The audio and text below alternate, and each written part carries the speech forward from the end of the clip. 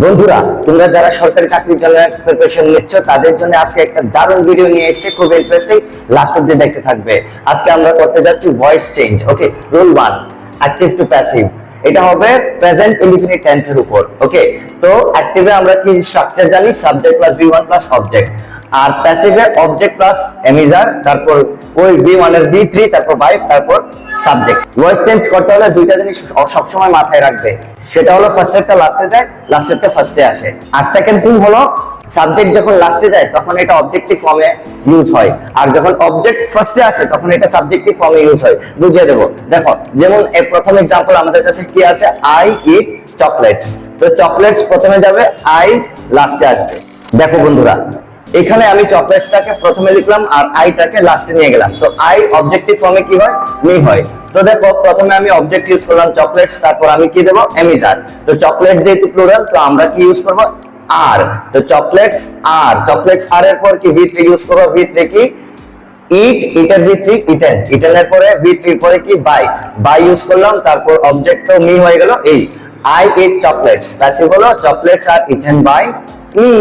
দেখো তারপরের এক্সাম্পলটা, এখানে মাই মাদার লাভস মি। তো মি প্রথমে যাবে আর মাই মাদার লাস্টে আসবে। মি প্রথমে গেলে সেটা হয়ে যাবে সাবজেক্টিভ ফর্মে ইউজ। এবার দেখো মি ফার্স্টে গেল, হয়ে গেল আই, তারপর আই অবজেক্টের পর আমরা ইউজ করব কি? এমিজার। তো আই এর পর এম হয়, আই এম। V3 লাভ এর V3 কি হবে? Loved, I am loved. তারপর V3 এর পর কি? By, loved by, subjective my mother, তো my mother. My mother loves me, প্যাসিভে I am loved by my mother. আশা করি তোমাদের কাছে খুবই ইজি লাগছে ভয়েস চেঞ্জ।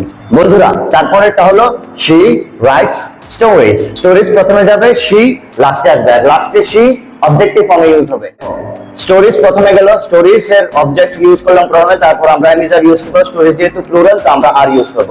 স্টোরিজ আর, তারপর V3 রাইটার V3 কি? রিটেন, তারপর আমরা বাই ইউজ করব, বাই, তারপর শি অবজেক্টিভে হার হয়ে যায়। ওকে, তো শি রাইট স্টোরিজ, প্যাসিভে স্টোরিজ আর রিটেন বাই হার। তো বন্ধুরা, যেমনটা তোমরা দেখতে পাচ্ছ, এইবারের ভয়েস চেঞ্জের দুইটা আনসার।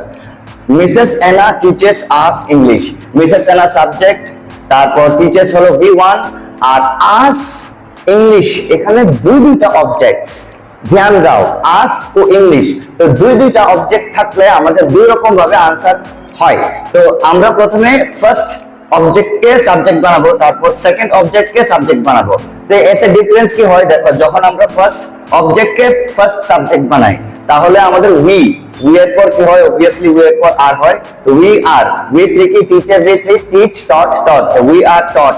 তো সেকেন্ড যে অবজেক্টটা মানে ইংলিশ, এটা ঠিক মেইন ভার্বের পরে বসবে, মানে V3 এর পরে বসবে। তো বসালাম উই আর টট ইংলিশ, তারপর কি V3 এর পরে বাই, মানে V3 এর পরে তো এটা বসলো সেকেন্ড অবজেক্ট, তারপর বাই, বাই এর পর মিসেস অ্যানা, ওই যেটা আমাদের সাবজেক্ট অবজেক্ট হিসেবে এখানে বসে যাবে। ঠিক আছে, এইবার যদি আমরা সেকেন্ড অবজেক্টকে ফার্স্ট সাবজেক্ট হিসেবে ইউজ করি তাহলে সাবজেক্ট ইংলিশ, তো ইংলিশের পর অবভিয়াসলি ইজ বসবে যেহেতু থার্ড পারসন সিঙ্গুলার নাম্বার। তো ইংলিশ ইজ, তারপর টট। এবার যে ফার্স্ট অবজেক্টটাকে আমরা যে সাবজেক্ট হিসেবে ইউজ করলাম না, তো এটাকে আমরা এইবার একটা প্রিপোজিশন দ্যাট ইজ টু দিয়ে আমাদের লিখতে হবে, টু আস, তারপর বাই মিসেস অ্যানা। এই একটা টু লাগে যদি আমরা ফার্স্ট অবজেক্টকে সাবজেক্ট হিসেবে ইউজ না করি তাহলে এটা হয়। এবার বন্ধুরা, তোমাদের পালা। লাস্ট আমাদের এক্সাম্পল হলো she studies English every day. তো স্টাডিজ এর V3 কি? স্টাডিড। তো এখানে ইংলিশ প্রথমে যাবে, শি লাস্টে আসবে, বাই হার দিয়ে কিন্তু শেষ হবে। এই ভিডিওটা মাঝখানে কোথায় রাখবে এটা তোমাদের চ্যালেঞ্জ, তোমরা কমেন্ট বক্সে সেটা করে দেখাও। She studies English everyday. তো এবার ইংলিশ প্রথমে যাবে, ইংলিশ ইজ, তারপর এটা V3, তারপর এটা কোথায় বসাবে, তারপর লাস্টে কিন্তু বাই হার। ওকে, চলো তোমরা কমেন্ট বক্সে এটা কমেন্ট করো।